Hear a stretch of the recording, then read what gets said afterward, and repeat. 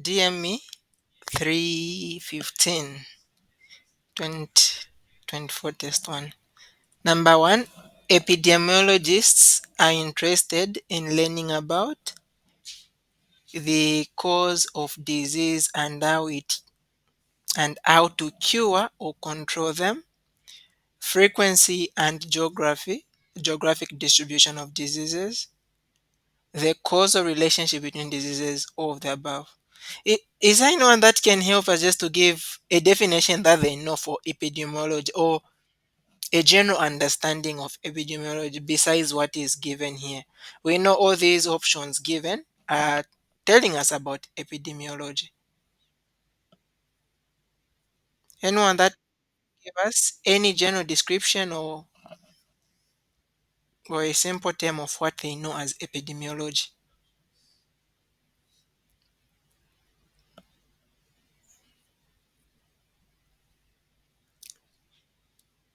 Anyone?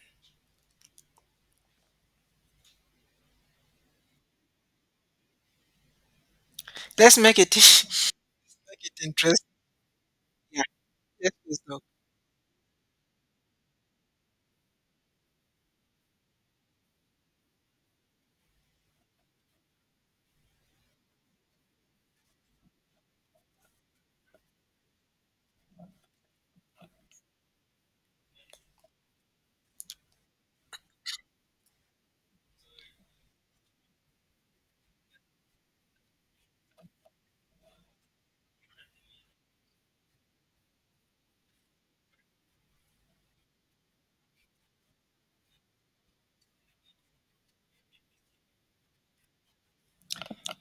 Thank you so much. Basically, that we've been doing the microbiology, and when you're looking at disease, besides you understanding the disease, you want to see where is it more, right? Where is it more?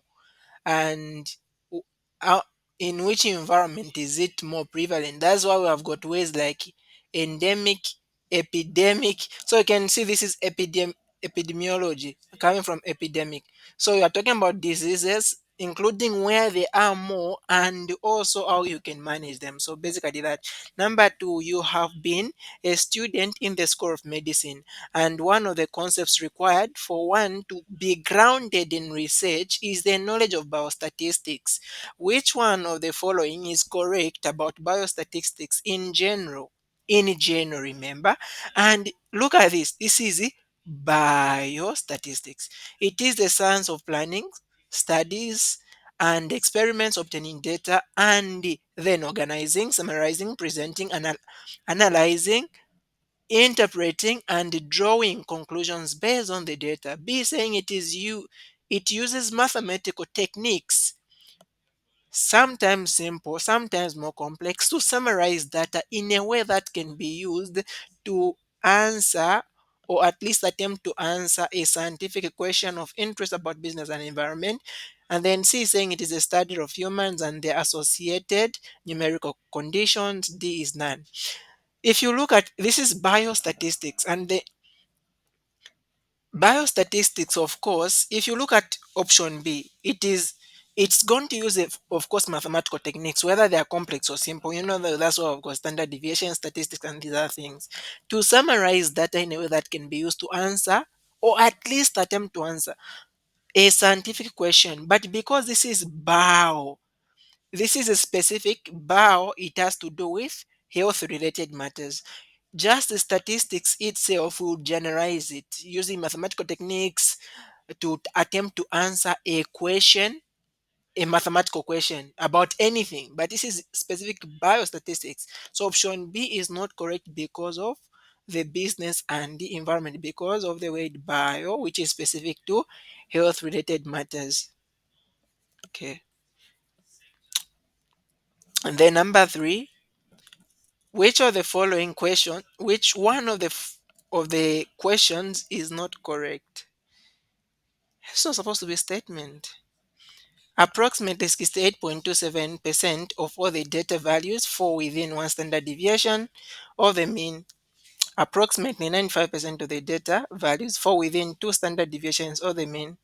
approximately 99% of the data values fall within 3 standard deviations. Okay, so when you look at this statement, I've put D there. There is a principle that is known as the 60, 90, 99.7% rule. So what does this rule state? You know, when you draw a graph for the means, what you are going to see is that your graph is bell shaped, right? It goes up and then comes down like that. So for this graph, the very middle number here will be the mean. So let's say that is the mean there. And what happens is that when you move one step away from the mean, remember this will be you are going to be going into we are trying to see the relationship or the mean and the standard deviation. When you go one step away this side, when you are calculating what is known as the standard deviation of the mean, what you do is that you are going to get, remember, standard deviation SD is given by the square root of the summation of it, the mean minus x, or x minus the mean, and then you square that, and then you are going to divide by n like that. So when you come on this graph that we've shown here, you've drawn your bell graph, and then this is representing the, let's say this is the mean or the means. So when you move one step, this is the first standard deviation. Let me say it's S1. Whether you move forward or behind, you still find that same S1. That's the first standard deviation away from the mean. So standard deviation is just telling us how much displaced values are from each other. And then again, from this S1, I can again move, and then I'll find the S2. I can as well move this side, I'll find still S2. I can move again, I'll find S3, and then I can move again, I'll find S3. So what the rule I'm talking about, the 60, 90, this is the golden rule. 99.7% true states is that when you move one standard deviation away from the mean, can you see I've got this value up to here? Can I even put it here so that it can be bigger? Okay, something like this. Still, we can say this is our mean on the middle here. So we are saying one standard deviation away from the mean, let's say up to here and up to here. This The area under this curve is going to be 60% of the entire area. That is 60%. The second standard deviation from the mean, like, you are going to come up to here and up to here. Okay, so this is going to be the second standard deviation, and this is going to give us 90% of the entire area.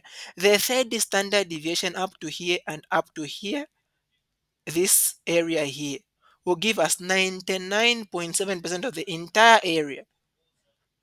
So actually they can, let's say this value here was a 10, and then let's say the next value here was 11, like this one is 11, and let's say this is 12. You can determine the area between 2 points like that. For example, they can ask you to determine the area, but it's just that we are not too detailed in this math. Otherwise, there's more math that we can do here. Can ask you to find this area between 11 and 12. Already you know that this distance from this point to this point, you can see this one is 60%. And then the distance from here, hope you can see where my pen is going, like, so this distance from here up to here, you can as well determine this. How can you determine? You are basically using these same numbers, 60%, 100, the 90%. So if you have got these two, We've been told that from here up to here it is 90. From here up to here it is 60. How can you find this missing value here? Simply remove 90 minus 60. In other words, that's what we are talking about here. So look at option 1. Approximately 68%, 68.27% of the data value falls within one standard deviation. Is that true? No. One standard deviation is not 68.27, it is 60%. And then approximately 95% of the data value falls within two standard deviations. Is that true? No, it is 90%. Approximately 99% fall within 3. Is that true? No, that's 99.7. Unless you want to decide to round off, which you are not supposed to round off, even though they've not told you. So that's why none of the above. Are we all good there? Right. The next question, selecting members from a population such a way that each member of the population has a known but not necessarily the same chance of being selected. Probability sample, convenient sampling, purposive sampling, none of the above. Anyone that wants to explain why it is probability sampling or what anything that you know about probability sampling?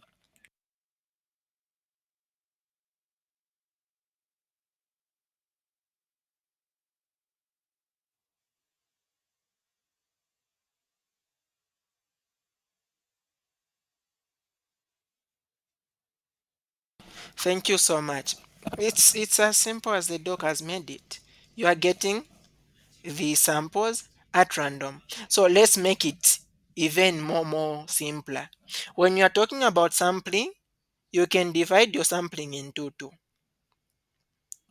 Number one, you have got probability sampling, probability, and then number two, you have got non-probability. Now, as the doc has said, when you're talking about probability, at least each individual has got, you don't know who you are going to pick. Its probability has got a known chance of being picked. For example, when you have got four balls, one, two, three, four, labeled one, two, three, four, you put, let's say it's their marbles, you put them in a cup, and then you go and pick one. Then there is known probability that each one of them can be picked, and that is each one of them is one out of four. But you don't know which one you are going to pick. When you talk about probability sampling, it is used normally in quantitative research where you're dealing with numbers. And you have got like four types of these probability sampling techniques. Number one, you have got simple random sampling. Simple random. In simple random, this is where you are just randomly selecting a certain entity. For example, you just put your hand in a cup and then you draw out a ball. That is random. That is simple random. Another probability sampling that we can do is a systemic. So in systemic, what you are going to do is that, of course, being you are using probability, right? Probability is you don't know what you are going to pick, but at the same time, even when you don't know, at least it is more in a systemic way. For example, you go in a class, you say, I want to pick people that I'm going to give a 20 kwacha, but I don't want to be biased. So I'm going to be counting every after 10 people you are picked. So you count 1 up to 10, the 10th person is picked. 10 to 20, the 20th person is picked. That is systemic. At the same time, it is probability because you did not just pick anyhow. The third one is known as a stratified probability sampling. Now, in stratified probability sampling, what you do is first you are going to get you are going to determine your group, the population from which you are going to collect some certain information.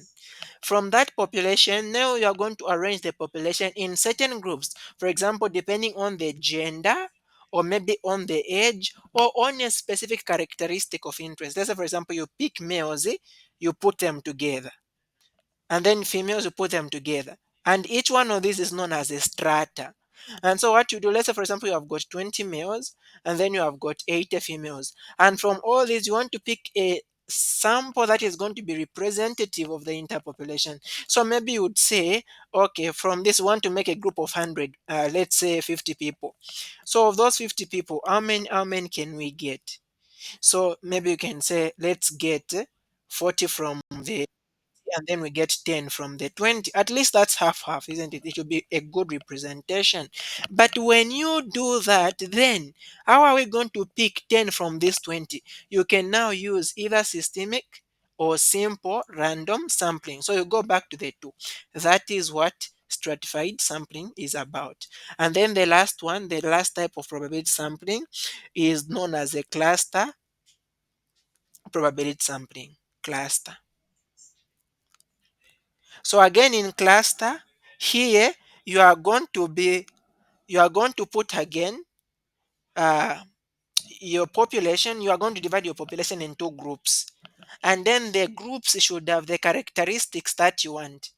For example, you want medical students, so you put them in two groups, and then from all those groups that you've gotten, you are now going to pick a, normally it's different from systemic in that instead of in each group you picking some people, you can end up just picking the entire group, and then you leave the other groups like that. So firstly, you have selected individuals into groups, and then you are going to now pick a group to be able to represent the entire team. So that's way what we are doing later on by picking a group, that is now known as multi-stage sampling. Multi-stage sampling. So those are the types of probability sampling. When we come to the non-probability sampling, again, real quick. So in here, what we are going to see is number one, you have got what we call a convenient sampling or convenience sampling. Even from the way, this is out of convenience.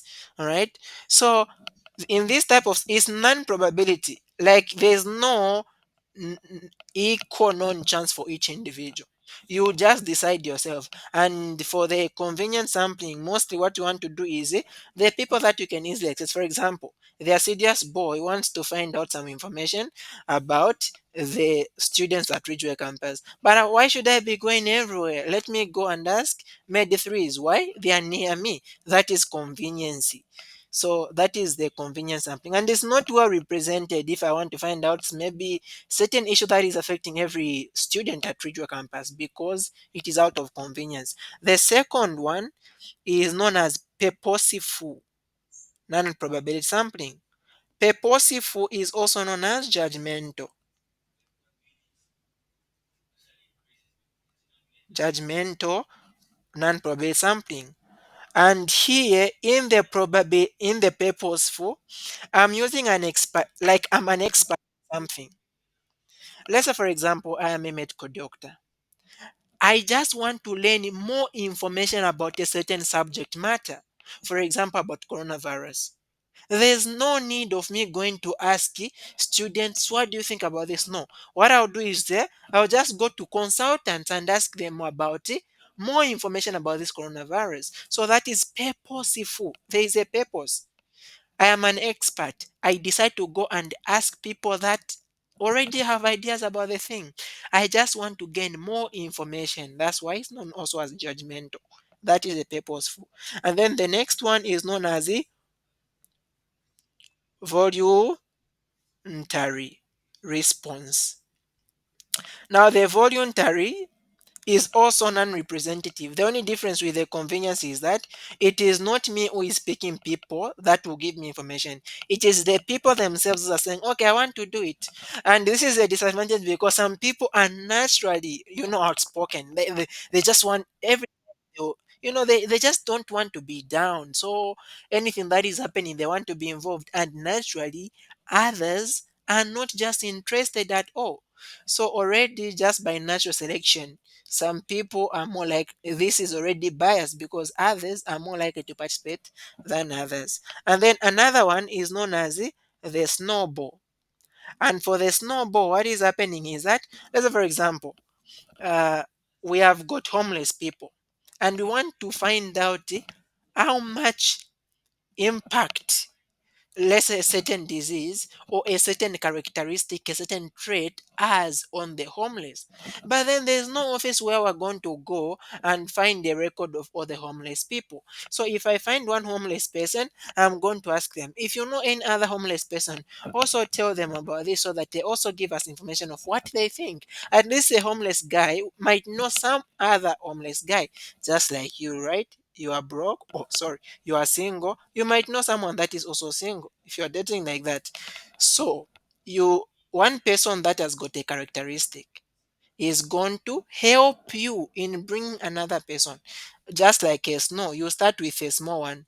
When it starts to roll, if you've watched Tom and Jerry, it will be becoming bigger and bigger because it's getting the other snows. That is the snowball. And then you have got also what is known as a quarter. And a quarter is similar to stratified in that you are dividing your team into groups, into quarters. But the only thing is that it's not probability. You not sample them again. Instead of that group that you've made, you just decide, okay, you and you and you and you come. You are the ones I want to deal with, to involve in this experiment. So that's a problem. That is a quarter. So one thing we need to know about non-probability sampling is that it is exploratory. Exploration, you know that term? Exploratory. You don't want to use it really when you are trying to do an actual research. This is for exploration before you can do the actual one. It is also important for qualitative research. Quantitative, remember, was a probability sampling. Hope this has made sense, and so we can answer the questions. So we've seen members from, so question 4, select members, selecting members from population in such a way that each member of the population has a known but not necessarily same chance. That is probability, as we have said, all right? These others, you can say they are part of non-probability. Number 5, members. Yes, please. Yes, please.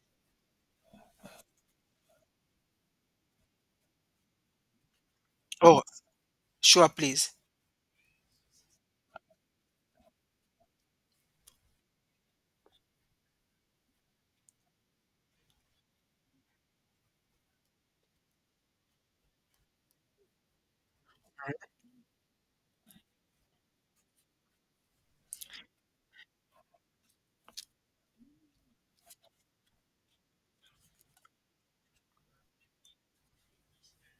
Or the notes that he used. Okay, in such a case, and there is no answer that is telling us all of the above, and all of them are supposed to be correct, isn't it?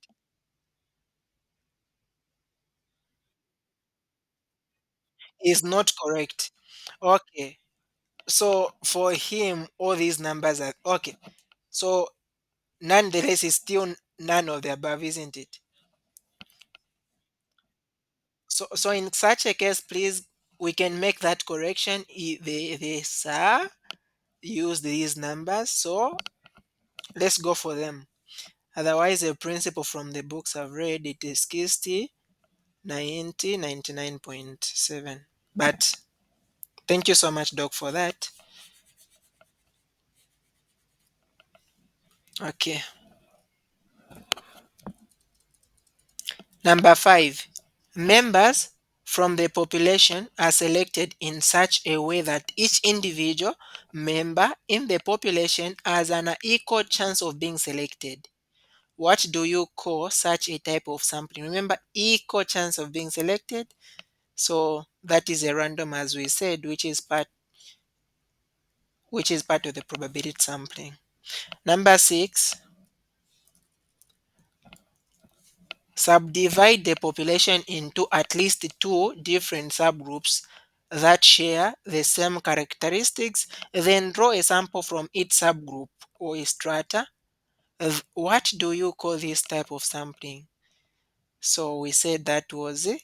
What type of sampling is this? Since the answer is none of the above. where we are dividing the term. Thank you so much. This was supposed to be stratified. Remember the multi-stage, you are going to use it when you do a cluster, also known as a cluster. Cluster non-probability. Actually, it's probability, sorry. Number 7, in statistics, use of bootstrapping is a statistical procedure that uses sampling with replacement on a data set to create many stimulated samples. So this question they actually already gave the answer. In statistics, use of bootstrapping is a statistical procedure that uses sampling with replacement. I think this was supposed to be dash where they sampling with replacement. They're supposed to put dash on a data set to create many stipulated samples. So as it is like this, there is no question, but they want an answer which is already given. Imagine you have a jar of 12 unique glass beads. If you are sampling with a replacement from the jar, the chance of randomly selecting any one of the glass beads is, remember, like you have got 12 of these guys. So the chance of picking any one, because there is replacement. For example, these are 12. If I get one, it will be 1 out of 12. That's the probability. If I don't replace that one that I've gotten, it means that I've remained with a total of 11. So meaning that the next time I'm going to pick, I'll be picking out of 11. So it will be 1 out of 11. But here we are replacing. So if you replace the one that you picked, the probability will still be 1 out of 12 for each bid that you are getting. Number 9, sampling without replacement can be defined as a random sampling that does not allow sampling units to occur more than once. Sampling without replacement can be defined as a random sampling that does not allow sampling units to occur more than once. That is random sampling. Okay, anyone that wants to say something here, why is the answer random sampling? Any thought?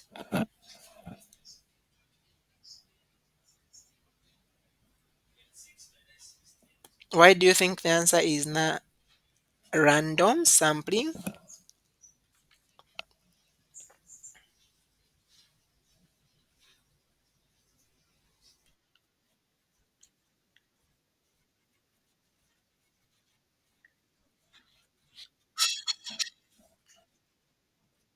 Mhm.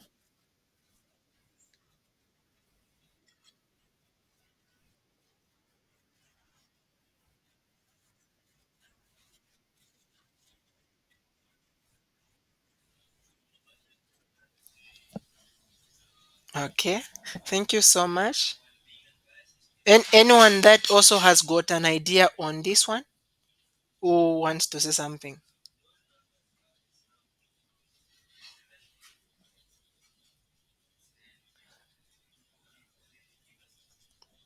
Okay, maybe we should put it like this.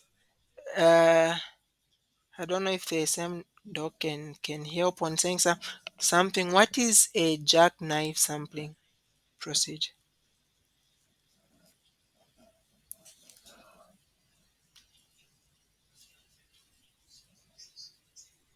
Would you want to say something on it, like the jackknife sampling procedure?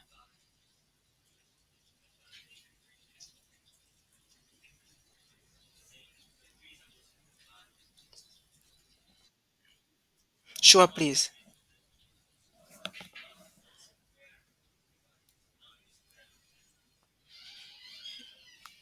You can you can help the team. Mhm.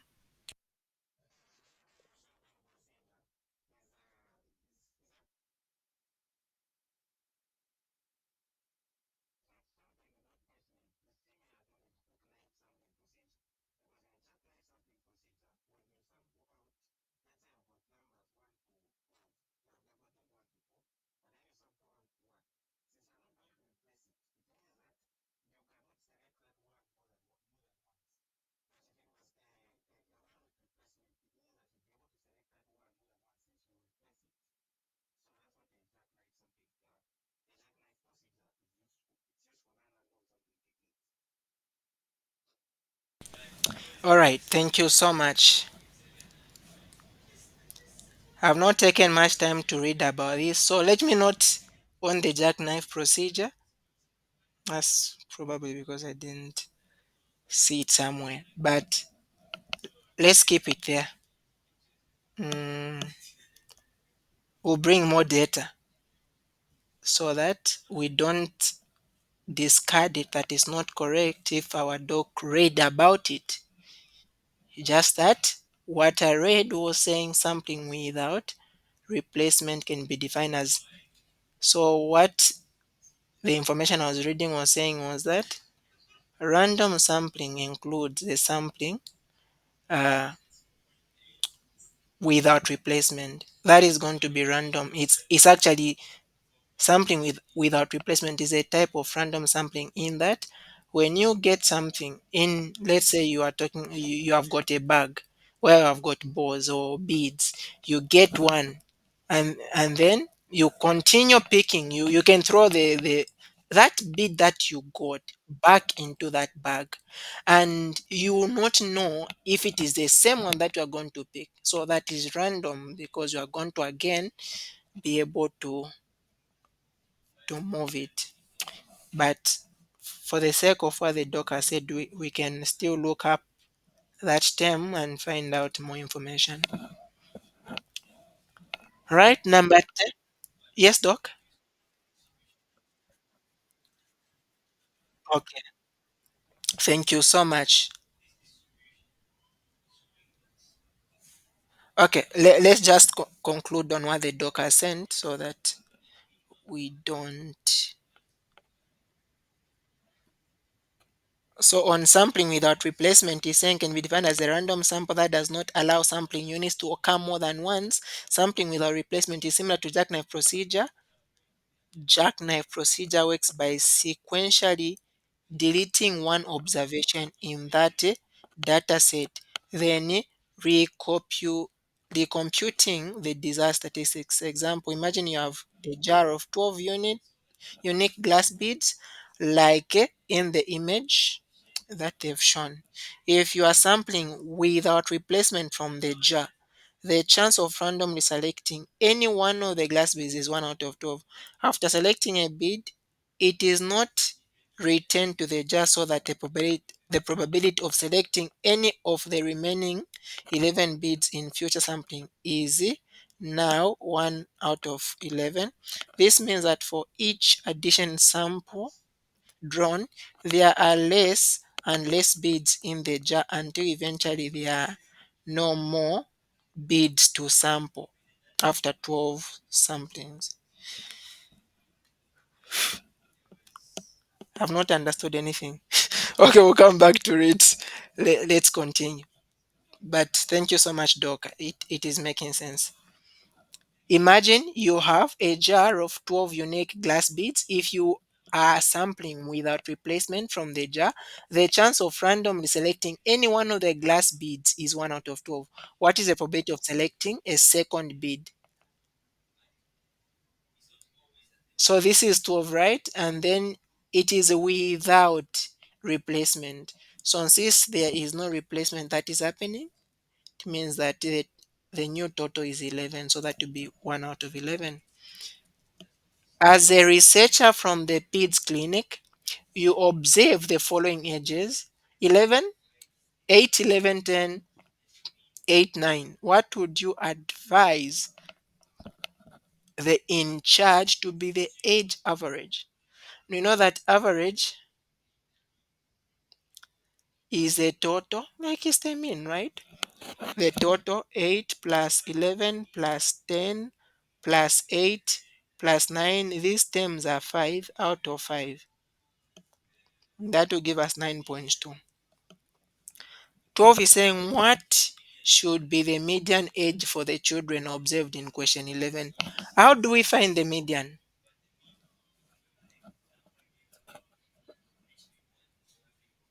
Anyone that can help?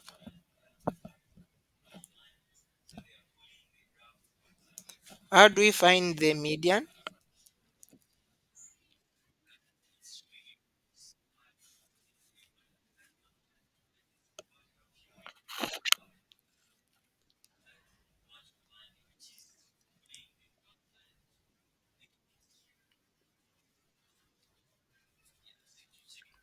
Thank you so much. So we arrange the numbers first, either in ascending order or in descending order. So we have got 8, we have got another 8, we have got 9, we have got 10, we have got 11. So we'll cancel this, we'll cancel this. We'll cancel this, we'll cancel this. What has remained is a 9. So that's the median. But let's say if we had remained with two numbers here, let's say 9 and 10. So you get these two numbers, you add them, and then divide by 2. That will give you your median.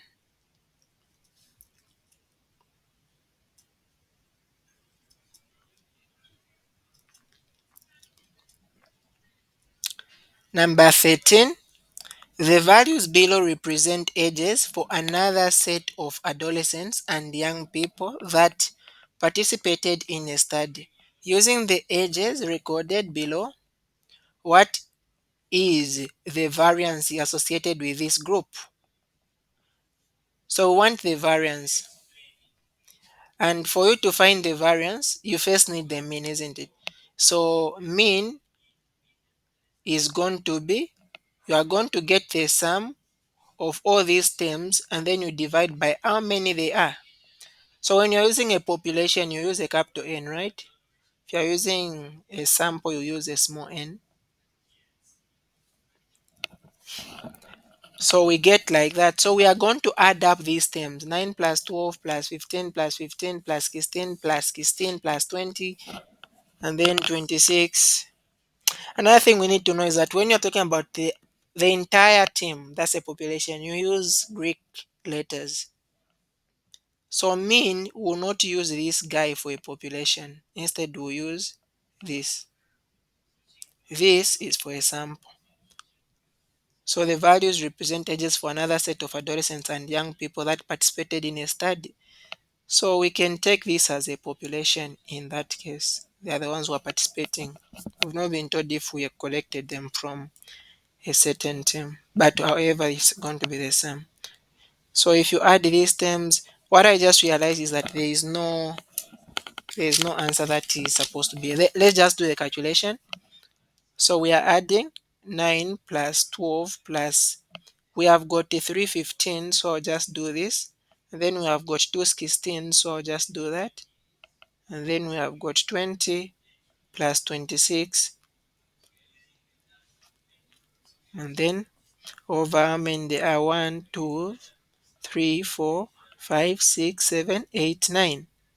So those are 9. And this is going to give us 9 plus 12 plus 3 multiplied by 15 plus 2 multiplied by 16. If you've already calculated, you can simply tell us the number so that we move a bit quicker. Plus 20 plus 26 divided by 9. So this is supposed to be 16. And for the variance, what you're supposed to be doing, variance is s squared if this is a mean, right? I mean, if this is a sample. If it is a population, we use sigma squared. Remember, we use Greek letters. So this is going to be summation. And then we'll get each term. And then we remove the mean. You square that value. And then you are going to divide by n minus 1. Again, you use n minus 1 down if it is a sample. If it is a population, just use n. So get this term 9, you remove 16, you square it. Get 12 minus 16, you square it. 15 minus 16, square it. And then just like that. It's just that of those, when you do the math, there's none of these answers that it's not giving any one of these answers here. So that's why I'd put no correct answer. Did anyone calculate and then they found any one of these answers which are here?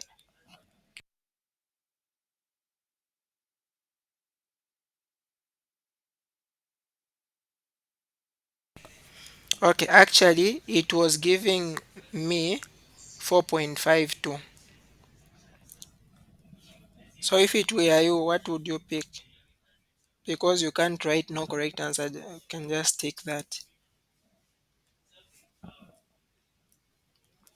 The figure below represents the distribution of the baby's ages. Then you can see you have got the minimum, which is an outlier, the maximum also is an outlier, and then you have got a median. What would you deduce about the distribution shown? This is a normal distribution. Normal distribution is supposed to look like this, where you have got outlier at both ends. You have got most of the people getting 50s, 60s, 70s.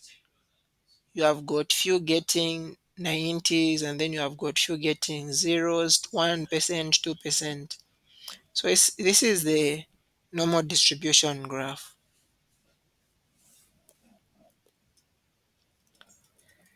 When the data is normally distributed, which statement is correct? So for normally distributed data, let's say for example, let's put some terms. You have got, let's say for example, 1, 2, 3. You can have 3. Okay, let me make it like this, just so that it can make more sense. We can have 2, can have 3, 3, 3, can have 4, 4, and 5. Okay, we can have something like this. So if we can draw a graph for these terms that I've written here, on the y-axis we are going to have the frequency, how many times each number is appearing. On the x we are going to have the numbers themselves. We have got the numbers 1, 2, 3, 4, and 5. So if you look at 1, it is just appearing once. So I'll put 1 there. I'll write it like this. If you look at 2, 2 is appearing twice. So for 2, I'll go to this point. If you look at 3, 3 is appearing 3 times. So for 3, we'll go up to that point. If you look at 4, it is appearing twice. So it will be here. If you look at 5, it's just appearing once. It is there. So if you look at the mean is you getting to add these numbers and then dividing by how many there are. So 1 plus 2, so you can be finding the mean. 1 plus 2, that is a 3, plus 2, 5, plus 3, 8, plus 3, 11, plus 3, 14, plus 4, that 18, plus 4, that a 22, and then a 25. So how many are they? 1, 2, 3, 4, 5, 6, 7, 8, 9. So that is like a 20. Hope my math is correct. 25 divided by 9. That is like 2.77, which is nearly a 3. So the mean is approximately a 3. And then how about the median? The median is the number on the middle. This you cancel this, cancel that, cancel this, cancel that, cancel this, cancel that. You can see that is a 3. And then the mode is the number that is appearing the most times. That is a 3. So you see these 3 terms, mean, mode, median, which are the measures of central tendency. They are all giving us the same value. We also have what we call the measures of dispersion, which tell us how much data are spread from each other. We have got things like variances, standard deviation, interquartile range, same interquartile range. If you remember from grade 12, those diagrams aren't you used to draw. All right, question number 17. The process of using data obtained from a sample to make estimates and test hypotheses about the characteristics of population is known as hypothesis testing, statistical, inference, sampling, none. So we've said the answer is statistical inference. Anyone that wants to do something about this one? Anything that you want to say? Please be free.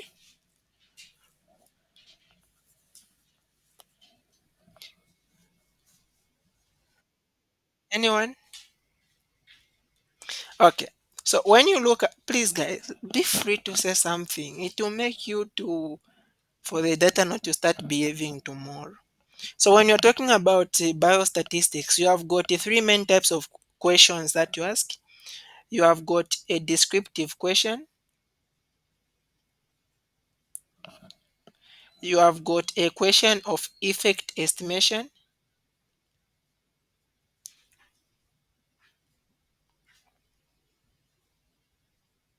and then you also have hypothesis testing.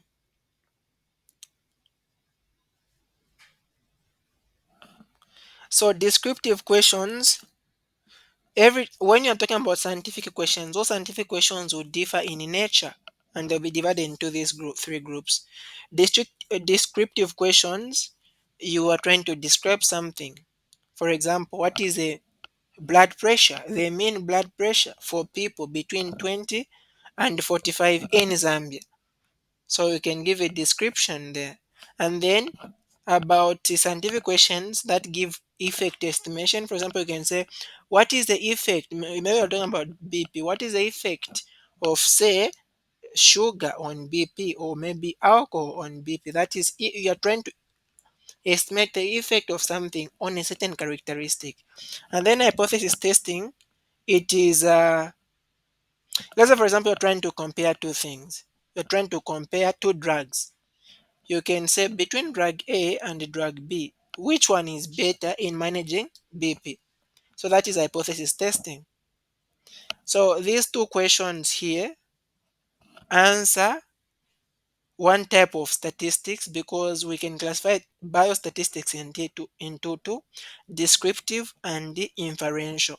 So inferential statistics answers these two types of questions: question of estimation of effect and hypothesis testing, and the question of, and then descriptive questions answer to descriptive statistics. So that is the basic thing there, and that's what we have here: estimates and hypothesis. You can see that is in statistics. Population is for census, while sample survey is, they should have just said survey, because just the word sample there just means talking about it again. So that is that. And we need to know, for when you're comparing a sample and a population, there are some differences in the terms that you use. Let's have a population here. You know, a population is the entire team that you are talking about, and then a sample is just a part of that population that you have gotten. For example, when you're talking about counting a population is known as census. But if you just get part of a population, you count them, that's a survey. Another thing about these two guys is a measurable quantity in a population is known as a parameter, while a measurable quantity in a sample is known as statistics. Statistic. In a population, when you're talking about the mean, yeah, we can start with the mean, you are going to use mu. In a sample, the mean, you are going to use that. You use English letters in a sample.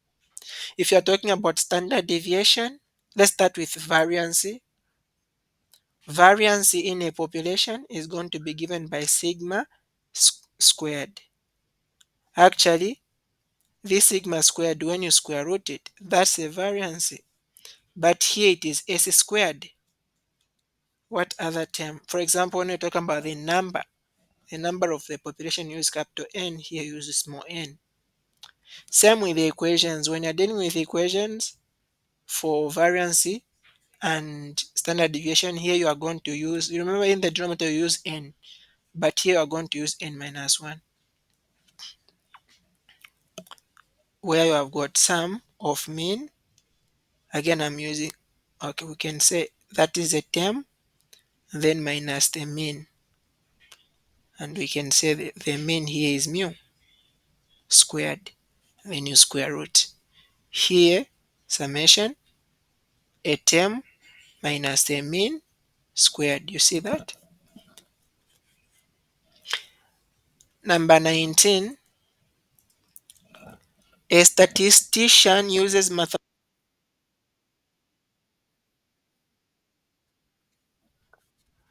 So when you're talking about a population, in the denominator here, you just count the number of the terms you put there.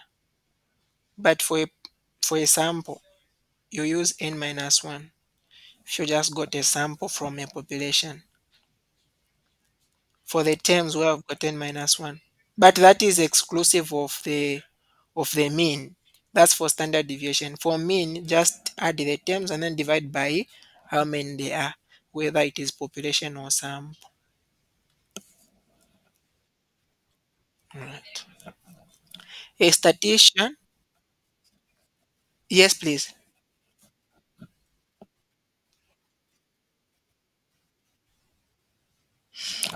Anything that can be given, as long as it is a sample or a population, at least they are going to specify.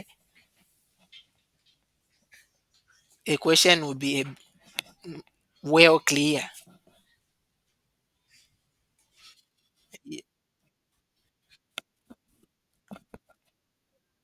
Yes, it would. For okay, I think we have got something that we are going to use to calculate down. So, for example, they just tell you are conducting an experiment, and then you decide to pick a group.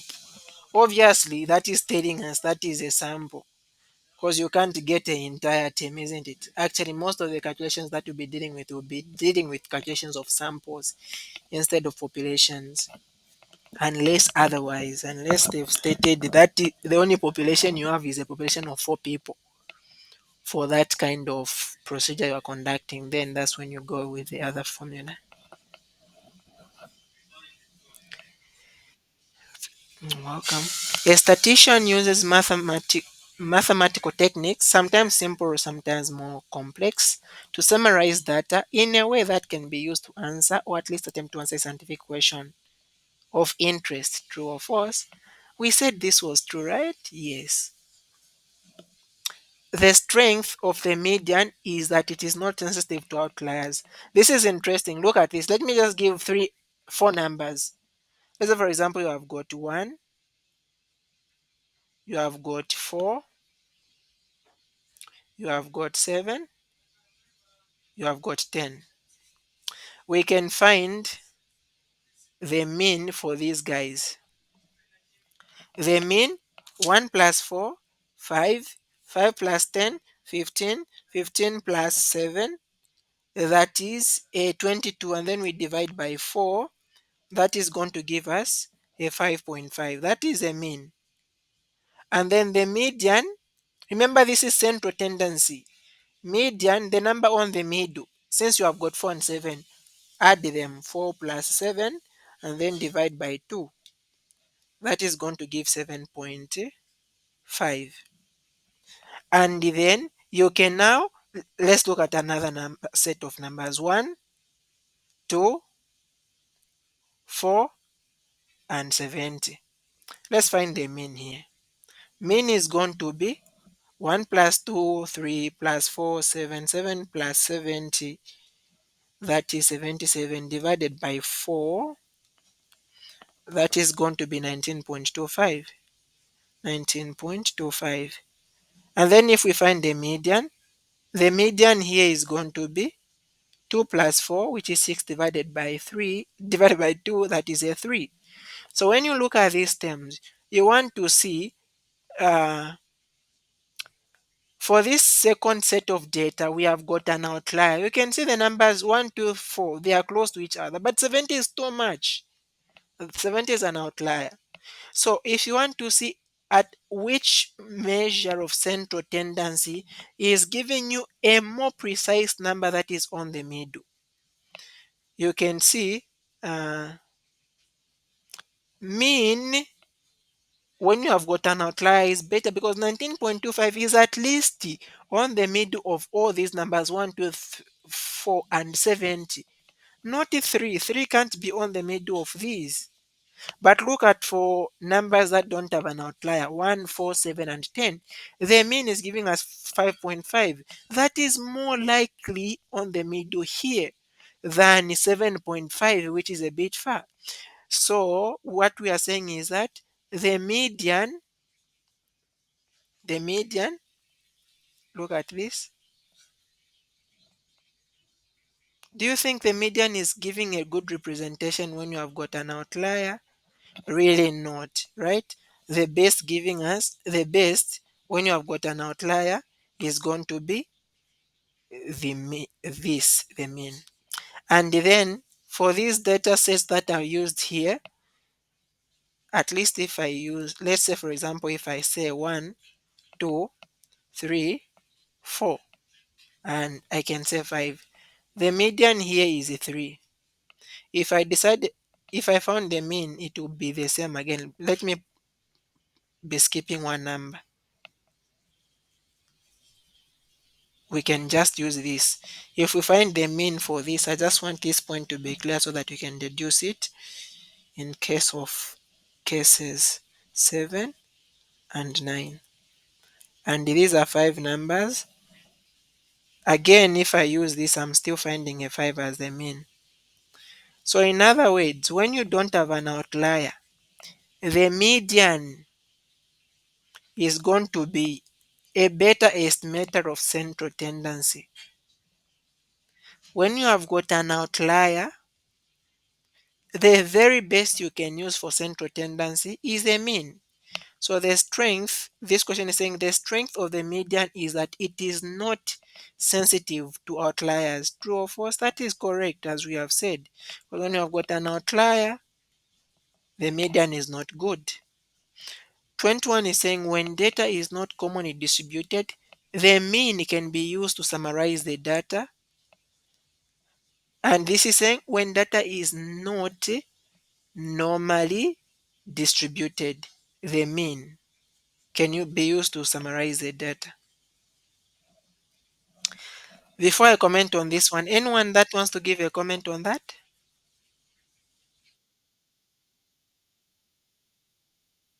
Yes, please.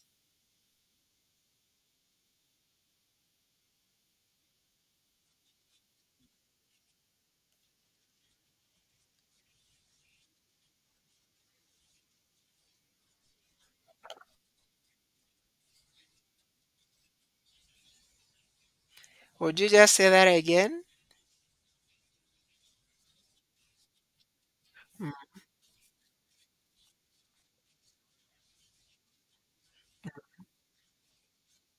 mm.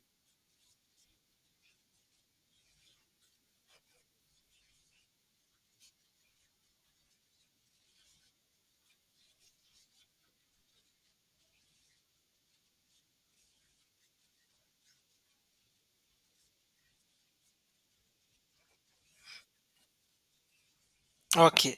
Yeah, I think that's that. Yes, I agree. Of Okay, let me write opposite to which one?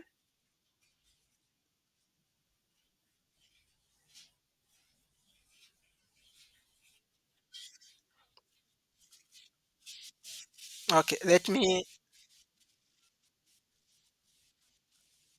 just write that one. I can use a 3, 4, and then I can use 100. Yes, please. You can now say what you are saying.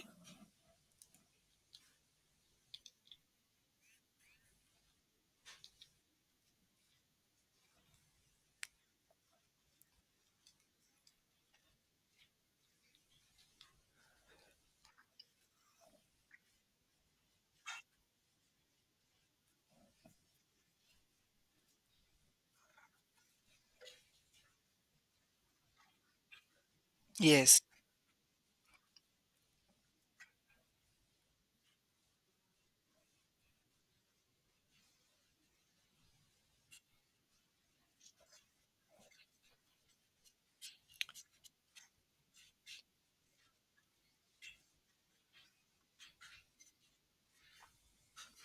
All right, thank you so much. Maybe my explanation was supposed to be, as the doc has said, instead of saying, so when I say the mean here is going to be a base representation of the central tendency, I think it is just a terms. So central tendency is, we are trying to look at, of these numbers that I've written here, what is the middle number? So if we use the median say will be saying the middle number is between 3 and 4. And that is not supposed to be the case, because you have got 100 that is way bigger here.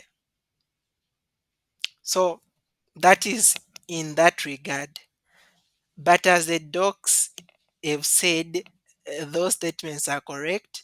When you are using the median, it is going to give you, in this case, when you have got an outlier, it is going to be more representative in giving you, not being sensitive to this outlier. It more like you are discarding the outlier for the median. So you are going to more likely get a number that is on the middle of these terms. I don't know if that is adding up. Let me not complicate things. So we just say the median is not sensitive to an outlier. That is an advantage. But it will not give you the central tendency, the number on the very middle of these terms. Hope that makes it a bit simpler. Does it? All right. And then 21, when data is not normally distributed, the mean can be used to summarize the data. So data like this is not normally distributed. Mean, of course, is going to be good in giving us the number that is on the middle for all these terms. But it's not going to help us to summarize the data. Why? Because this one term has affected everything. 100 will give us a mean of 27, while most of the terms are actually below a 10. But it's giving us that the mean is 27. So mean is good in giving us a central, the number on the middle of all these terms. But then this 27 is not representative of all the terms that we have. This 27 is simply telling us of the very middle when you combine all of them. And the badness is that we have got an outlier. Hope that is okay. So it's not correct because it is giving us a very middle number of all the terms including the outlier, but then the majority of the numbers are below the mean. So it's not a good representation, even when it is giving us the very mid number including for the outlier. Number 22, if the objective of a research was to be modified to determine the frequency with which the disease state occurs or associated with frequency of patient complaints, what type of research study would this one be? Exploratory, formulative, quantitative, qualitative. Anyone that wants to say something on this question? Anything?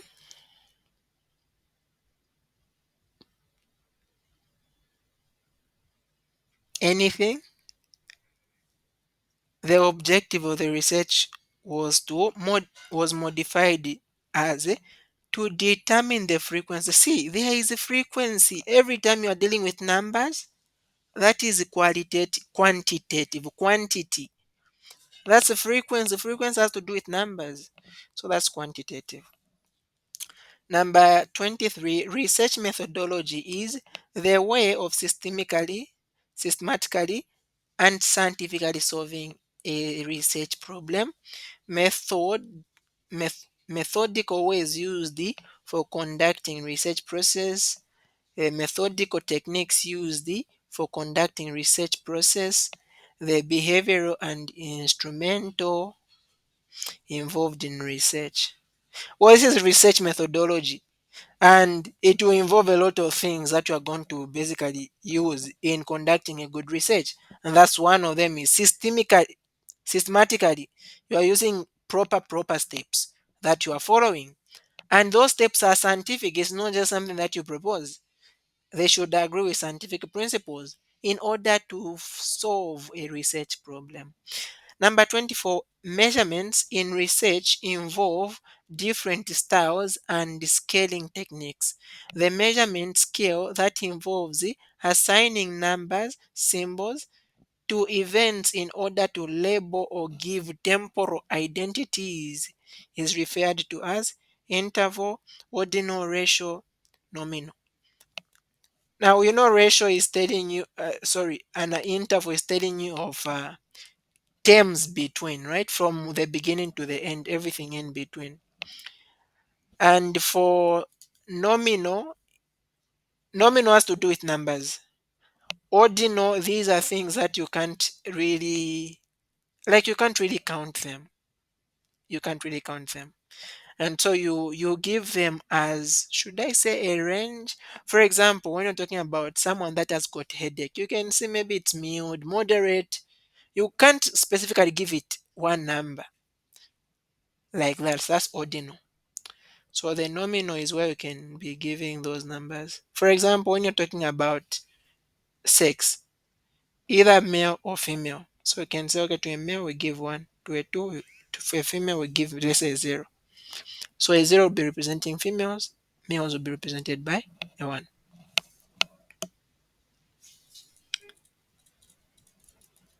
Measurements in research involve different styles and scaling techniques. The measurement scale that involve ranking numbers, symbols, or events in order of their hierarchy to label is referred to as. Now, this is order of hierarchy. That is now the ordinal. For example, mild, moderate, like that. Mild, moderate, severe, or tall, taller, tallest.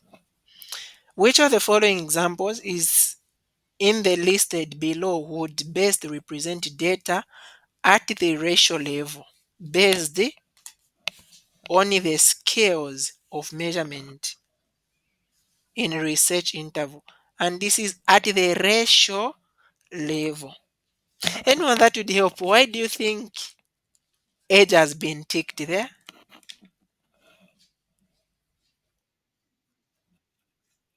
You think it's temperature? Why?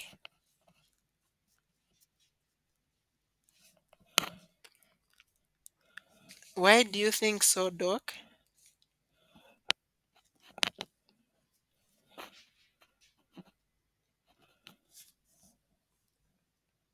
Or there is someone who also thinks temperature, or maybe you also think another answer. Please be free. We discuss.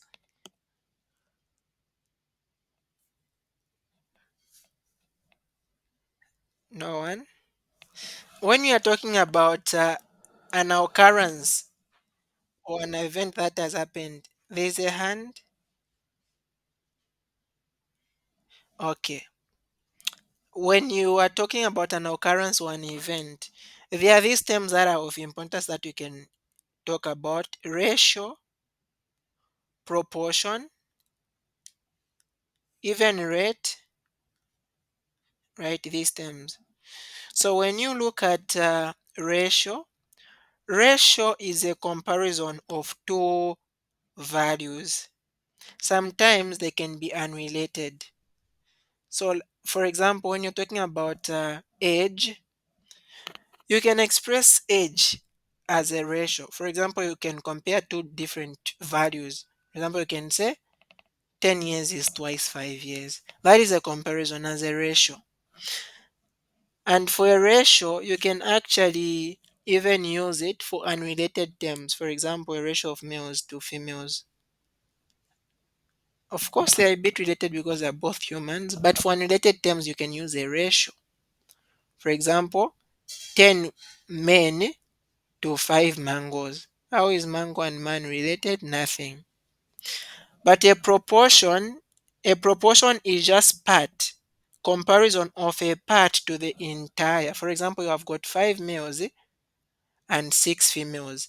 A ratio, are going to write it as 5 to 6. But a proportion, you are going to get a 5 males out of the total, which is 11. That's how I write a proportion is out of a total.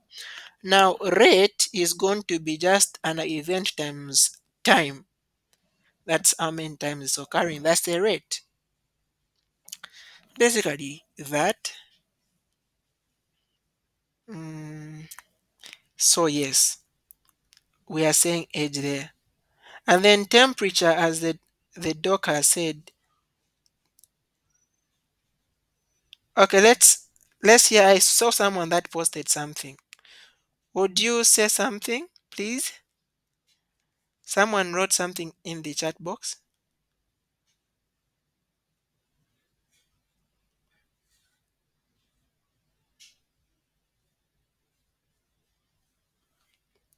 Does someone have a different answer from this?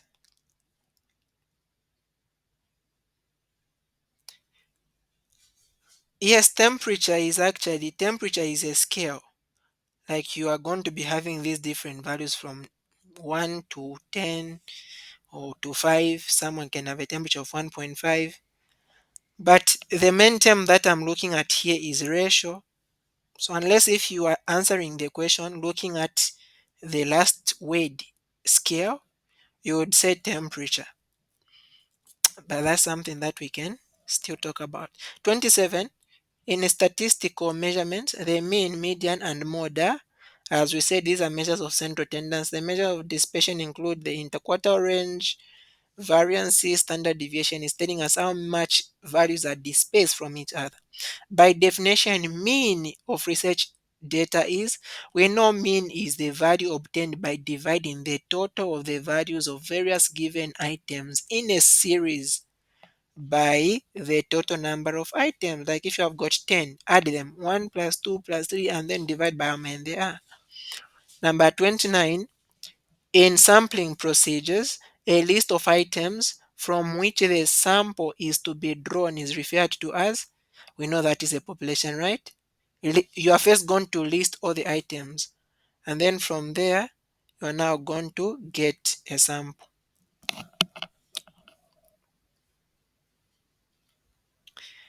Choose the appropriate grouping of the variables to be described as continuous.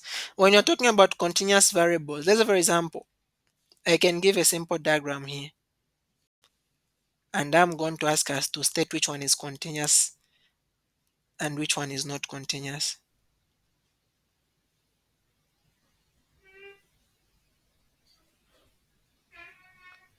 So from what we can see here, between A and B, which one is representing a continuous diagram and which one is discontinuous?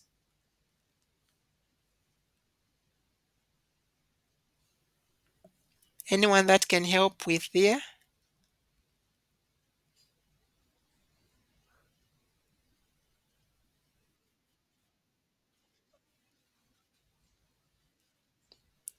Thank you. So A is continuous because you can pick any number. For example, this can be height. You have got some people who are 1 meter, others are 1.1, others 1.111, others 1.0001. But things like blood group, you are either AB, or O. Or let's say, for example, your age. You are either, but age can also, we can say, is also continuous. Let's say gender, not gender, but sex. You are either female or male, not both male and female.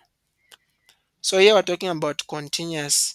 If you look at A, number of patients can't be continuous because number, you can count something that is countable is discontinuous unless something that is measurable. So when you're measuring, one person can measure 7, another one will measure 7.01, but not counting. And then B, race, C, placebo group in clinical study, number of bottles. Again, number of bottles can't be continuous. C, tablet hardness, blood concentration. You can see concentration is continuous, yes. And then creatine in urine, that's concentration also. Any ordered value, that's not true. So that's that. Set one. Which of the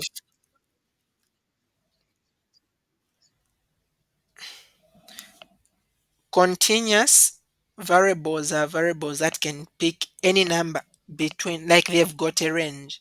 For example, between 6 and 7. You have got infinite numbers here which you can't count. So a variable that can pick any number between a certain range is a continuous variable. But a discontinuous one can't pick any number between it. It's either 6 or 7 and nothing in between. Right. 31. Which of the following is a study design in qualitative research methods? Cross-section, cohort, embedded, phenomenology. So this is qualitative. I know we know majority of the quantitative, the cohort, the cross-sectional, retrospective, those are quantitative. But we'll talk about them. We have got a question. Which of the following criteria qualifies a clinical trial to be gold standard? The only thing that is gold standard about clinical trial in research is a randomization. If what you are doing is not random, it can be gold standard. Which of the following sections is a component of a research proposal? So a research proposal should have a title. Number one, it should have an abstract, a summary of what you are going to be talking about.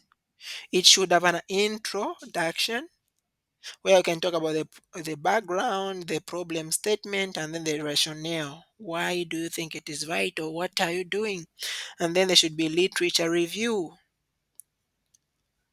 what you used, how, and then there should also be research objectives. You know the research objectives, you use the mnemonic SMART. What does S stand for?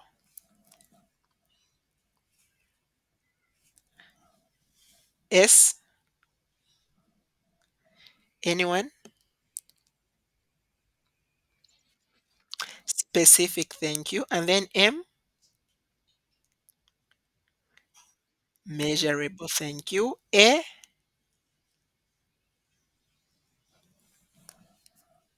how about the A?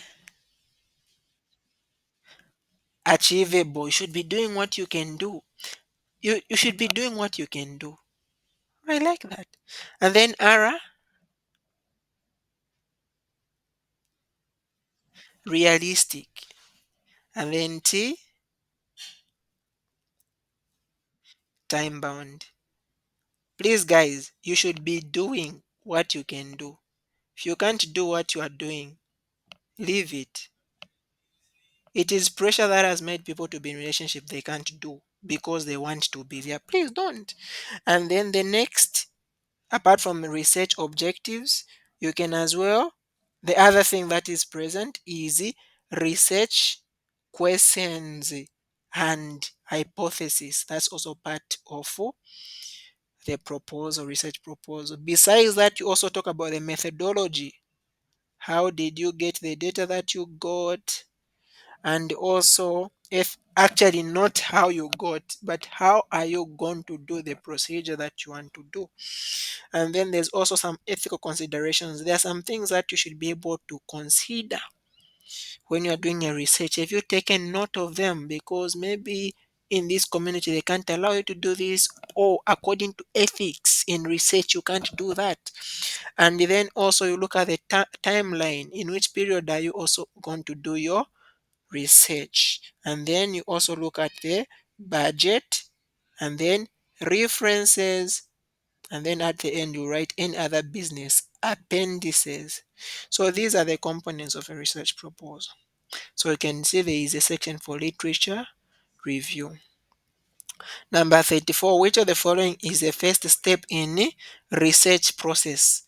You can't do research if you don't know what the problem is. So first find the problem, and then now everything else that you are trying to do is simply trying to solve the problem. And then next question. In selecting a research problem, a researcher has to be able to take particular considerations that is necessary in problem identification. Which of the following is among the considerations to make during the selection of a research problem?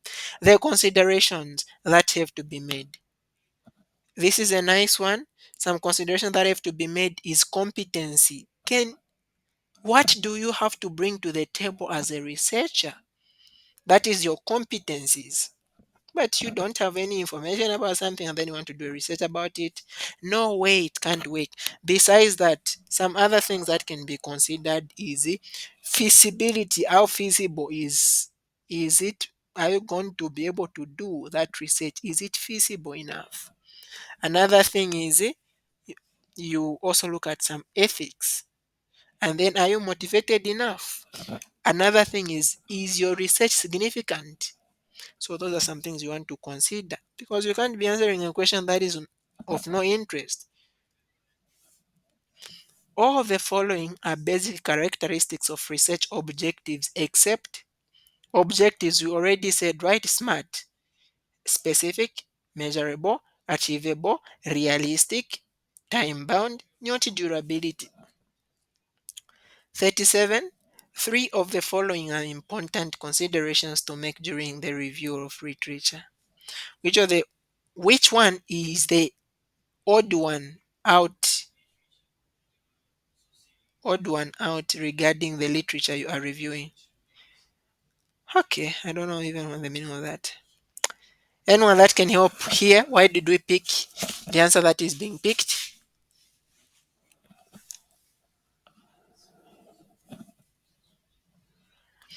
So when you are doing your review of literature, one, the literature, remember you're trying to do a research and you have got data in front of you. You're trying to review if you can use it in your research. One, it should be relevant to the topic of discussion. It should be related to the topic of discussion. It should be recent. About reactivity, no. You don't know about that term. Which of the following is a research paradigm that is least concerned about generalizing its findings? So in qualitative, you want to dig deeper about information. You are not necessarily trying to generalize terms. You simply want to dig information deeper and find out more.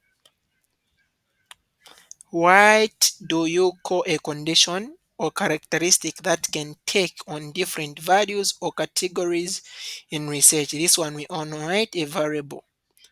It's not y and x. A variable that is presumed to cause a change in another variable is called independent variables. So independent variables cause a change. For example, age can be an independent variable. Let's say, for example, you are talking about the effect of, let's say, alcohol on the health status of people, right?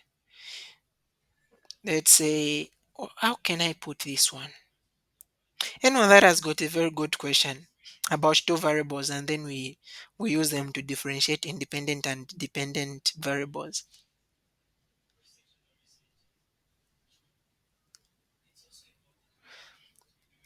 Okay, say you're talking about mm, a certain characteristic and say there is a certain disease. You want to see what a certain event, the effect of a certain event on that disease. Say alcohol intake. You are saying the effect of alcohol on, let's say, development of liver disease. So when you talk about these terms, you can now talk about the independent variable and the dependent variable. So every time you're talking about two terms, one is independent, one is dependent, the independent guy won't be changed because of another term. It won't be changed, it will be the same. For example, alcohol Now, this example is not giving me. Let me just say you'll find the nicest scenario. You will know that okay, it's independent. It's dependent. This dependent variable is not affected, but it can affect others. And what the variable that it affects is dependent. In other words, it can that other variable cannot be the way it is without the independent one. That's why we call it dependent variable. Hope you find a good example. I failed to construct an example. How would you define a hypothesis that is stated negatively? Hypothesis stated negative is not known as a null hypothesis. For example, there is no significant difference between, remember in first year about the chi-squared table? There is no significant difference between dash and dash. That is a null hypothesis. And then the one that is stated in positive terms is an alternate hypothesis. 42. Which of the following is not a characteristic of chronic diseases? Chronic diseases, examples we can give. Anyone that can give any chronic disease? Any.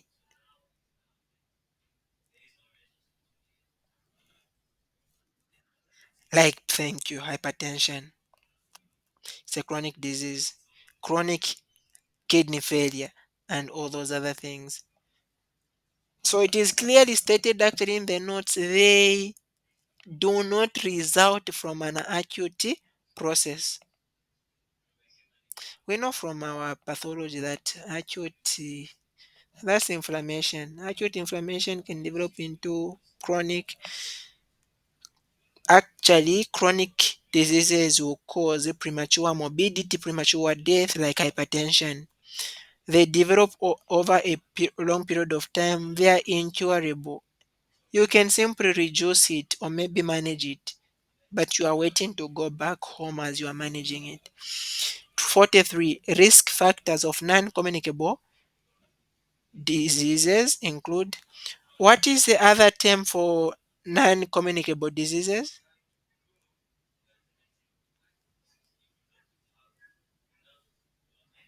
Anyone that has read something about that? The other term for non communicable diseases.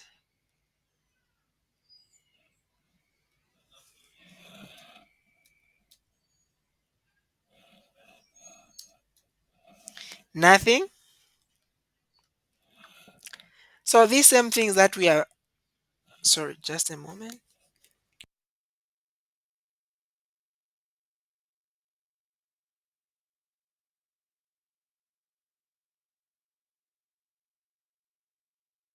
All right, thank you so much.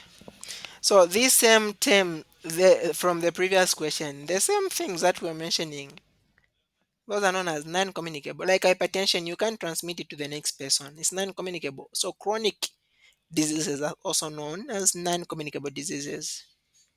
And for, let's say for example, hypertension. When we're talking about the risk factors, you can talk about the modifiable risk factors and the non-modifiable risk factors.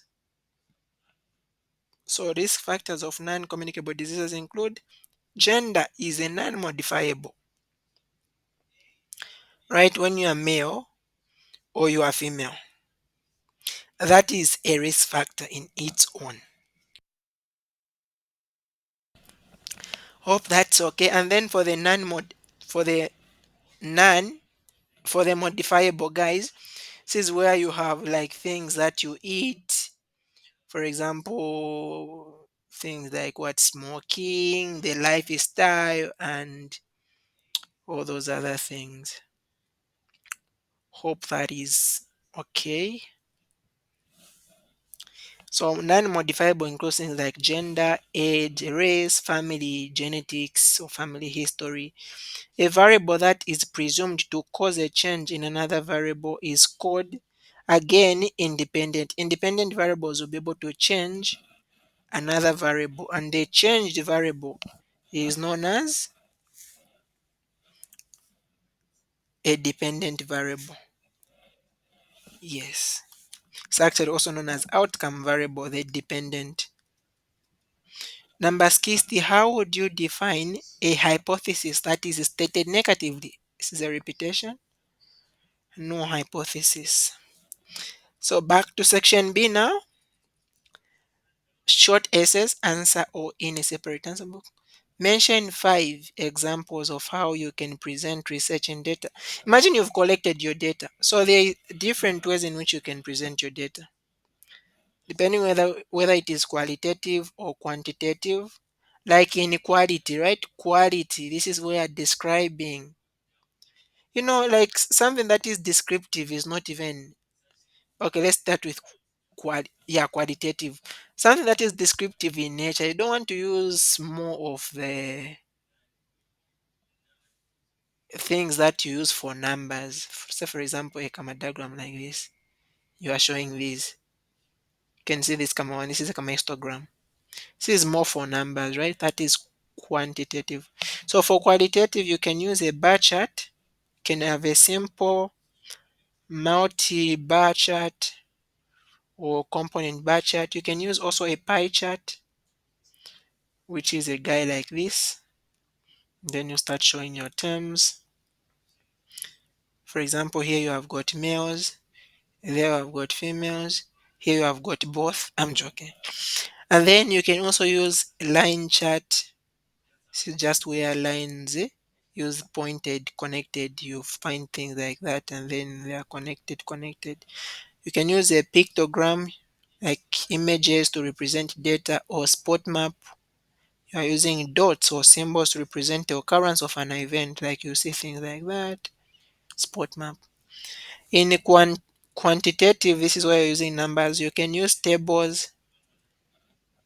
Tables, you can also use them for quality, isn't it? Qualitative, like when you're describing something. You can use the histograms, like these are the same ones which we have been drawing like this. And then you can also use a scatter plot graph that show the relation between two variables by displaying data points on a Cartesian plane. Frequency polygon, cumulative frequency polygon, box and whisker plot, correlation diagrams. So just pick any 5 of all these things that we've mentioned. List any 5 inferential tests you can use to analyze your data. Inferential tests. Remember, in inferential statistics, we're answering questions of estimation and testing hypothesis. So you can use it, correlation, and this was just listing correlational analysis, and this helps to determine if there is a statistically significant relationship between two numerical variables. Correlation. Regression analysis, again, statistical method to measure the relationship between a dependent and independent variable. Hypothesis testing, analysis of variation. ANOVA compares the means of 3 or more groups to see if at least one differs significantly. That's ANOVA. Binomial theorem, confidence intervals. You can talk about t-test, chi-squared test, the man, Whitney U-test, others. Name 5 study designs used in qualitative. This is qualitative, not quantitative. So I've got a case study. Okay, so let me do this. People that have got some ideas can say something, because when you keep the data too much in the brain, it will start misbehaving. So anyone that can give us any one type of qualitative and then be able to describe it. Qualitative study design. Anyone?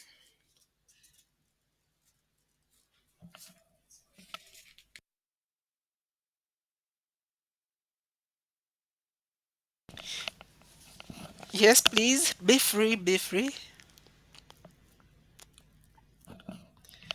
Okay. So in quantitative, we have got a case control. This is a case study which is in qualitative.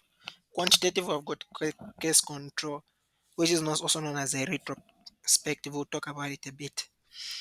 So, in case control, this is a detailed explanation of a single event or instance to provide insights into real life. It's often used in social science or education. Detailed examination of a single event to provide insights on real life. That's a case study. So you just get one event. You've seen, you guys, you shouldn't be doing this. You've seen what happened to your friend. So that's a case. And then ethnography. Ethnography involves immersing yourself in the environment of the participant to understand their goals, motivation, culture, and challenge. Why do people do this in this environment? You go there, but you know the problem. You have to stay with people, so it might take long for you to start understanding why people do what they do. Imagine you wanted to understand what medical students go through, and then you want to come and start medicine. How long? And then phenomenology. This one will explore how people make sense of and perceive various phenomena in their lives. There's a good description that we'll talk about a bit later. And then you've got a grounded theory. You also have the focus groups, and these are the major ones: cases study, ethnography, phenomenology. Please don't forget the spelling. Ethnography, just think of ethnic group. Phenomenology, grounded theory. You have got focus groups, narrative, action research, one on one interview.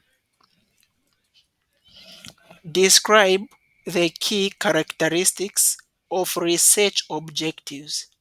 We already did mention these. The SMART specific objective should be clear and focused, addressing particular aspect of their research. For example, determine the impact of social media on teenagers, mental health. So, want to be specific. What uh, your research should be addressing the issue of interest and the problem. It should be answering to the problem. Okay. And then measurable. Objective should be quantifiable, allowing for assessment. Let's say, for example, you start doing your research, right? Even after you are done, are you able to come back and then be able to see if you really achieved what you did? So to measure the increase in website traffic by 20% over the next 3 months, in other words, measurable is you are doing something that you can quantify. You can still come back and say, okay, this is how much we did.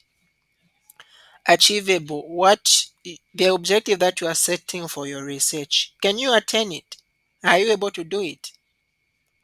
You take a research question and want to find something that is only found deep down on the Indian Ocean. Are you going to reach there to get the data? And then R is relevant. What you want to do is your research should be relevant to the broader research goals. Like what we are trying to talk about should be of importance to the people out there, should be of interest, in other words, that is relevant. And then time bound, you should have a defined time frame. When are you starting your research and how long are you going to do it to when? So you can use the mnemonic SMART there. And then section C, the results from one study were obtained as we can see here. So we have got people that have got chronic heart disease, people that don't have chronic heart disease, and then people that are smokers, and then people that are non-smokers. So what was found is that for some smokers, 84 had the chronic heart were positive for, I'm just saying CHD. I hope that's what I meant. So of the smokers, 84 were positive for the chronic heart disease. 2,916 were negative. And then we also have non-smokers. 87 still had the disease, and then 4,913 didn't have the disease. So actually from here we can determine which ones are true positives, which ones are true negatives and such things. So calculate the incidency for smokers and non-smokers. When you're talking about incidency, is the number of a certain character or the number of people for a certain trait over the total number. So here is the incidency for smokers. So you can see the smokers,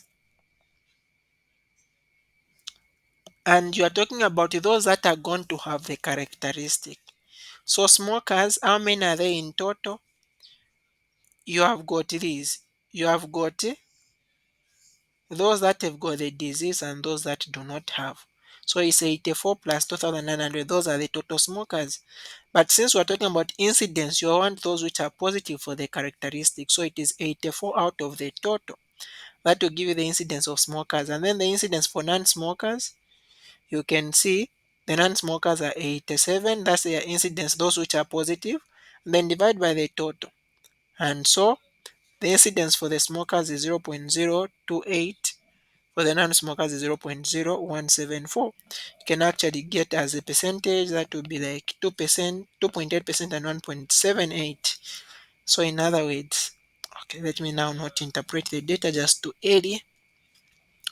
Next question is what is the relative risk? And relative risk is given by incidence for smokers over incidence for non-smokers. So the relative risk is going to be the incidence for smokers we saw is 0.028. For non-smokers is 0.0174. So that will give us 1.61. That is the relative risk. So what does that mean? So relative risk of 1.61 indicates that smokers have are 1.61 times higher, having a 1.61 times higher chance of developing chronic heart disease in comparison to non-smokers. If you convert that to a percentage, right? 1.61. How do you even convert it as a percentage? Mathematicians,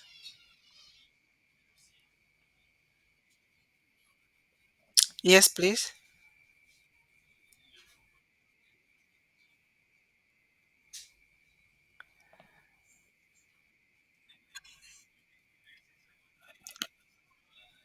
So it will depend on the characteristic that you have, depending with the problem.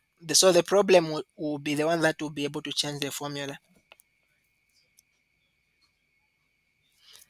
I don't know if that's so the problem will deduce or will determine the formula that you are going to use. Let's say, for example, you are comparing an incidence. Say, for example, chronic lung disease, let's say, to smoking. So whatsoever thing that predisposes a certain group to a certain problem, that is what you'll be using. Hope that's okay.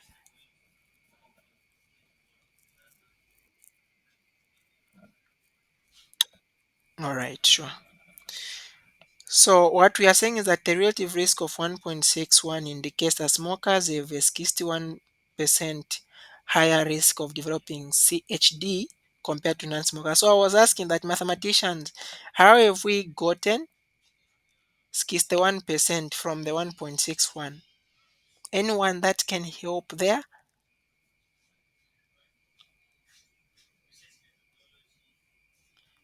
Anyone?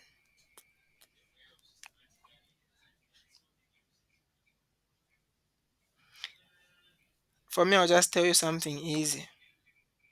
You're simply looking at there. Just that. Forget about the one in front. So in other words, you can simply say this shows that there is a,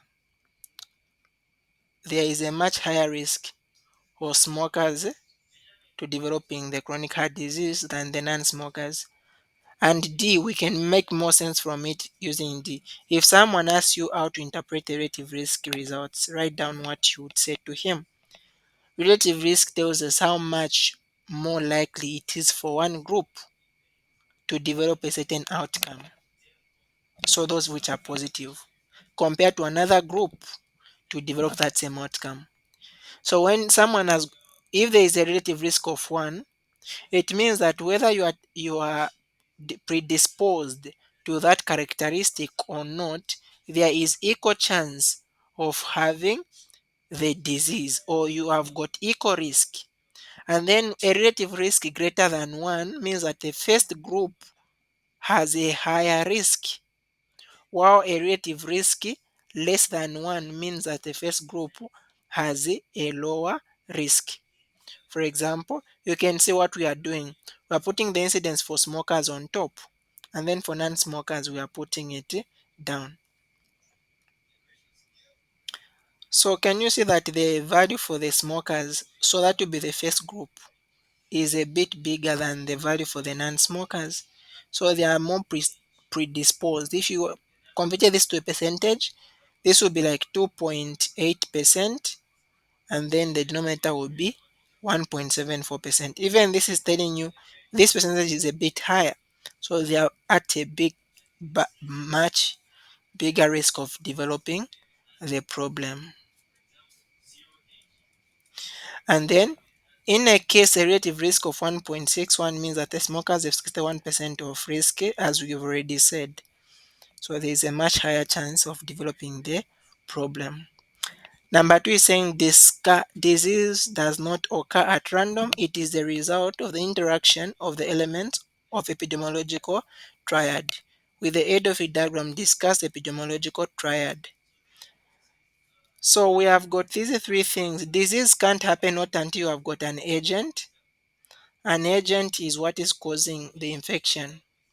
For example, a virus, bacteria, parasite. And for that agent, they have got things that they'll be using to cause the infection, virulence factors. And then they should also be stable so that the body does not destroy them. They should be able to survive. And when they enter the body, that is the host. And also the age of the host matters when it comes to the development of disease. You know, some people, depending on the age, the older someone is, the extremes of age means that there's a problem in functionality of organs, including the organs that are involved in defense. Sex also, most of the endocrine disorders are more in the females than in the males. The malnutrition. Besides the host, the environment also should be good enough for the agent to be able to survive, like the weather, housing. Some infections are more in some environments. For example, when you talk about cholera, when rains start, there is dirty, they start infections. So geography also, there are some infections that are more in some specific geographical areas other than others. Some maybe because of the weather, the rainfall pattern and such, and also the air quality. So for example, you're complaining of respiratory problems and then you don't have windows in the house. That would be a problem. Also the food, most of the infections, actually a lot of infections are foodborne. So also want to look at that. So that is about the epidemiological triad. Is there anyone that wants to say something on it again?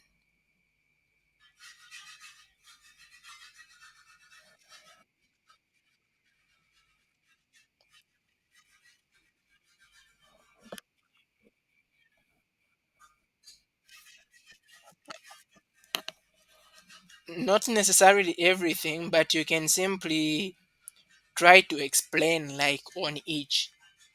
If agent is one of the elements of the epidemiological triad, how is it going to help in causing disease? So basically, you trying to explain that. Okay, parasites, bacteria, and such have got these things that make them to cause infection. They should be able to survive in the body. They should at least they are going to produce this that changes the normal physiology of the human body.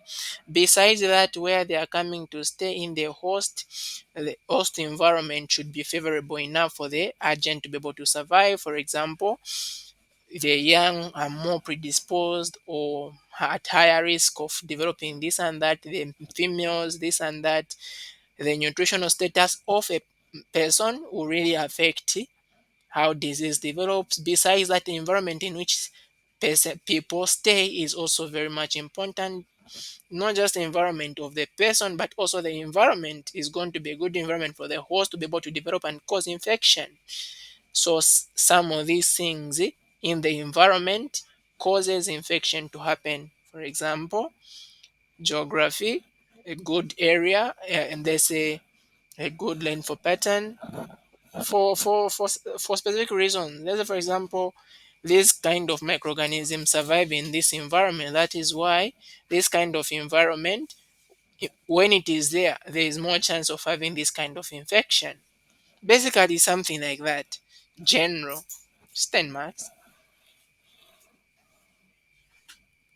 Hope that is okay. And then section D is saying, by showing your working, please prove that the population variance is the unbiased and sufficient estimator of the sample variance.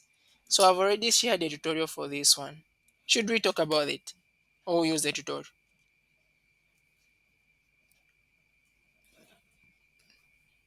The only problem is that for okay,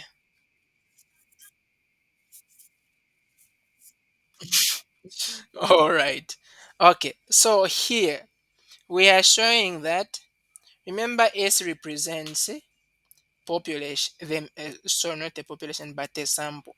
So the when you get the variance of the sample, it should actually represent the variance of the population. This is the meaning. You can see there is E here. So the estimate of the sample variance is equal to the actual population variance.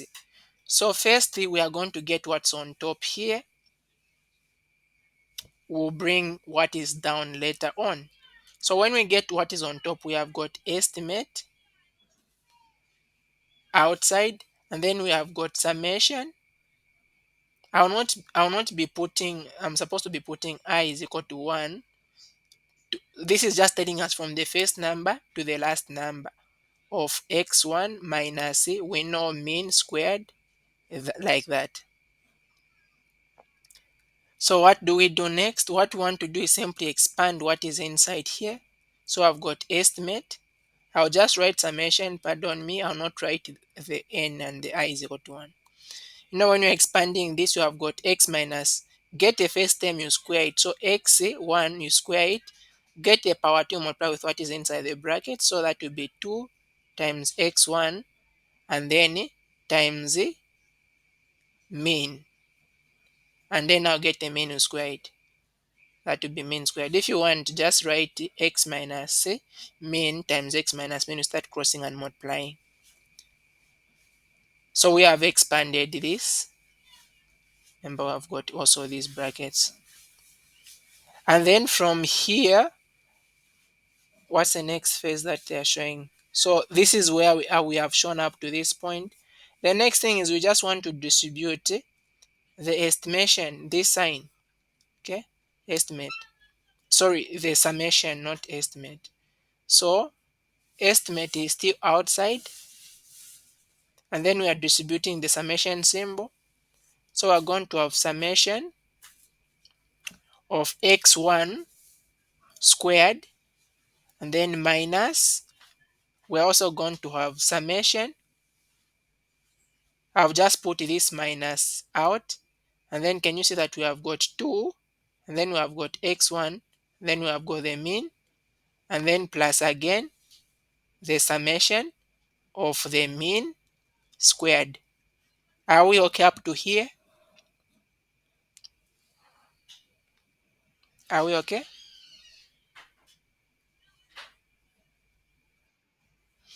Okay, next we are going to have summation of x1 squared. Now what I want to do is I want to put this symbol for summation just in front of the x1. You can see this x1 here. So I'm factorizing out 2 and the mean. So I'm going to have minus 2 and the mean, they come outside. And then we have got summation of x1. And then plus we have got still summation of mean squared. Okay, like that. The aim of doing the factorization is strategic because there is a substitution that we can make. And what you know is that when you're talking about the mean is given as you get the sum of all the terms, all the x's, right? Like let's say you have got numbers from 1 to 10, you add them and then you divide by how many they are. So how many are they? They are n. Please, when you're writing this, don't forget to be putting n on top and then I is equal to 1. That's just telling you from the first number to the last number. And then this equation, you can actually rearrange it. How can you rearrange it? It will become summation. What is on top there? N I is equal to 1 of x1. And that is going to be n times the mean. I've just multiplied this with that. And then it has given me this. Hope that is okay. Please, if it's not, be free to ask. And this is what we want to come and substitute. So here, can you see where there is summation of x1 and this is summation of x1? We'll put any mean. So that will give us estimate of summation of x1 squared minus 2 times mean. Remember where the summation of x1, we are putting n times mean, like that. Another thing that we have to know is that when you have got, just from this term that is here, when you have got the sum of x from the first number to the last number. Let's say, for example, we're talking about x plus x plus x. You know this is going to give you x plus x plus, this is the same as 3x. So when you're talking about summation of x from the first number to the last number, just look at how many numbers do you have. If you have got 10 of them, get 10, you multiply by x. Like, just like if you have got 3 of them, get 3, you multiply by x. If you have got any of them, get any, you multiply by x. So this nice equation here. So the summation of numbers from the first term to n is simply n multiplied by that number. So if this was x squared, let's say if you have got x squared plus x squared plus x squared, this will still be 3x squared. Why? Because these are 3.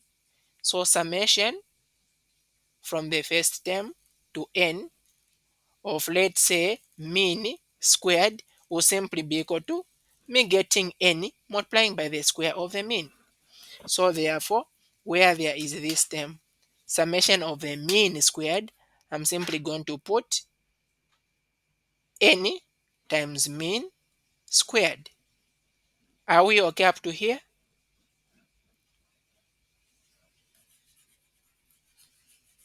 Is this okay?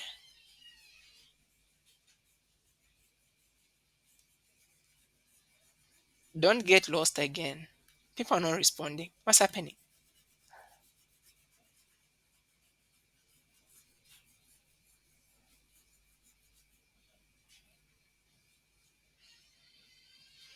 Okay, I just hope we are following there clearly. And then the next thing that we are going to do is estimator. And then we have got summation of x1 squared. Please don't do the same. Here we had summation of mean squared. Here I've got summation of x1 squared. Don't do the same with the x1. We just did for mean where we had substituted any times mean. That's because there is a special identity that we substitute or special something. So here we'll multiply mean times mean. That will be negative 2 n mean. And then plus n mean squared. and this will give us estimation of summation of mean squared negative 2. Yes, please.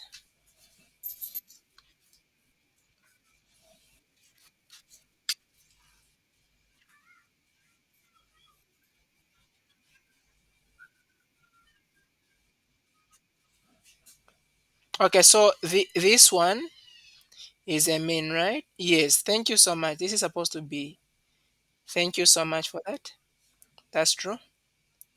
So it is at this point now, we want to add these because they are like terms. You can see negative 2n mean squared plus n mean squared. This is the same as negative 2 plus 1. Forget about the n and the mean, equal to the same number. So you can simply so that will give us negative 2 plus 1, that is a negative 1. So it will be just negative n mean squared, like that. And where have we reached? We have reached at this point.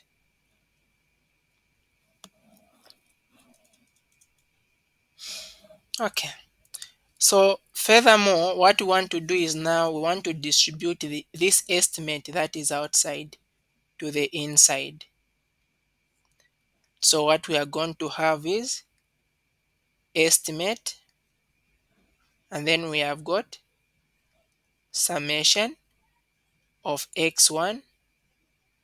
Actually, okay, let me do this. I'm going to, because I'm distributing this estimate to everything, if I distribute this estimate to here, I'll take the summation outline. So it will be like this summation, and then I'll put estimate of x1 squared, like that. I've just put the summation outside. This is basically the same. I'm distributing this summation, this estimate also to this. So that is going to give us minus. I'll get the n and put it outside. I'll put the n here, and then I'll put the estimate. But remember, what will remain is this estimate of the mean squared. So that is what we have at that point. And please, you need to know these two identities. So where there is estimate of x squared, we can put mu squared plus sigma squared. So where there is estimate here, remember we have got summation first, but where there is estimate of x squared, x1 squared, we'll put mu squared plus sigma squared, or sigma squared plus mu squared. And then minus, we have got n. And then where there is estimate of mean squared, you can see the estimate of the mean squared is this one. And that is mu squared over n plus, so sigma squared over n plus mu squared. And then from here, we're going to have the summation of sigma squared plus mu squared minus. Now we're distributing this minus n. N times sigma squared over n, that will simply give us sigma squared because the n in the denominator will cancel. And then negative n times mu squared, that will be negative n mu squared. At this point again, remember what we said?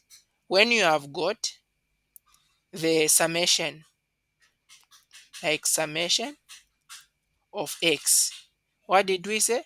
Simply get how many of these x's you have, you multiply by the x. And in this case, we're talking about from the first term, I is equal to 1 to n. So it will simply be n times x.